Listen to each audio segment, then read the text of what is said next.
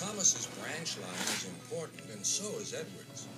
But their track and bridges are not so strong as those on the main line. Sir Topham Hatt does not allow the heavier main line engines like Gordon to run. But one day, the way Gordon was talking, you would have thought Sir Topham Hatt had given this order for quite another reason. "It's not fair," grumbled Gordon. "What isn't fair?" asked Edward. "Letting branch line diesels pull main line trains." "Never mind, Gordon. I'm sure Boko will let you pull his freight cars sometimes." Gordon spluttered. "I won't pull Boko's dirty cars. I won't run on branch lines." "Why not? It would be a nice change." "Sir Topham Hatt would never approve," puffed Gordon. "Branch lines are vulgar." Gordon puffed away.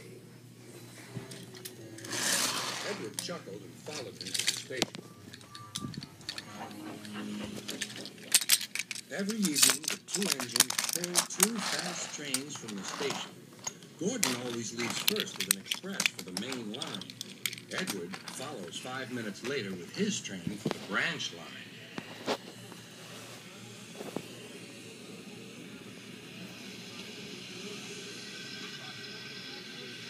Usually, everything runs like clockwork, but tonight there was trouble. A lady in a green floppy hat was saying goodbye to a friend. It was nearly time for Gordon to start. The fireman looked back towards the conductor's van and saw something green waving. "Right away, mate." He thought the conductor had waved his flag. Gordon started, leaving luggage, his passengers, and the conductor all standing on the platform.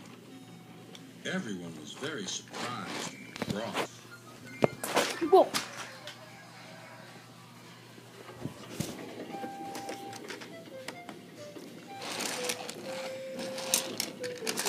To make matters worse, by the time Gordon had been stopped and brought back, Edward was already late with his train. So now he set off first.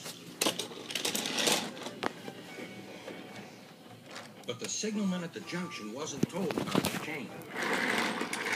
Instead, he sent Edward along the main line. Gordon was sent along the branch and arrived cold and cross on one of the sidings near the harbor.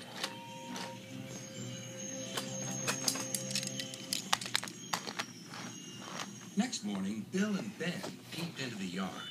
There were no cars for them, but they didn't mind that. Teasing Gordon would be much better fun. "What's that?" asked Bill. "Shh," whispered Ben. "It's Gordon. It looks like Gordon, but it can't be. Gordon never comes on the branch lines. He thinks them vulgar." Gordon pretended he hadn't heard them. "If it isn't Gordon," said Ben, "it's just a pile of old iron, which we'd better take to the scrapyard." "No, Bill, this lot's useless for scrap. We'll take it to the harbor and dump it in the sea." Gordon was alarmed. "I am Gordon. Stop! Stop!" When Boko suddenly arrived, Gordon thought him the most beautiful sight he had ever seen. "Boko, my dear engine, save me!" Boko quickly sized up the situation and threatened to take away the cars he had brought for Bill and Ben. This made the twins behave at once. Gordon thought Boko was wonderful. "Those little demons, how do you do it?" "Ah, well," said Boko, "it's just an act." Gordon still believes that Boko saved his life, but we know the twins were only teasing, don't we?